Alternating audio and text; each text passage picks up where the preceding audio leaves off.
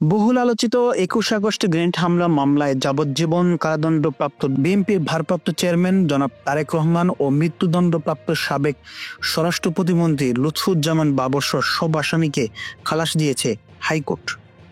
বিচারিক আদালতের রায় বাতিল করে আজ ১ ডিসেম্বর রোববার বিচারপতি AKM আসাদুজ্জামান ও বিচারপতি সৈয়দ এনায়েত হোসেনের হাইকোর্ট বেঞ্চ এই রায় ঘোষণা করে। এর আগে ৪ দিন আপিলের ওপর শুনানি হয়। শুনানি শেষে রায়ের জন্য আজকের দিনটি ধার্য ছিল। বিচারিক আদালত এই মামলায় ১৯ জনকে মৃত্যুদণ্ড, তারেক রহমান সহ ১৯ জনকে যাবজ্জীবন এবং ১১ পুলিশ ও সেনা কর্মকর্তাকে বিভিন্ন মেয়াদে কারাদণ্ড দিয়েছিলেন।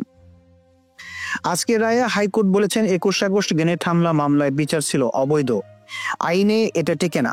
যে চার্জশিটের ভিত্তিতে নিম্ন আদালতে বিচার করা হয়েছিল তা আইনগতভাবে গ্রহণযোগ্য ছিল না।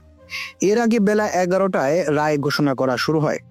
১১টা ৪৫ রায় পড়া শেষ হয়। রায়ের মূল অংশ পাঠ করেন জ্যেষ্ঠ বিচারপতি AKM আসাদুজ্জামান। আদালতে আসামিপক্ষের আইনজীবী ছিলেন SM শাহজাহান ও আইনজীবী মোহাম্মদ শিশির মনির। তারা এই মামলার শুরু থেকে আসামিপক্ষের শুনানি করেছে।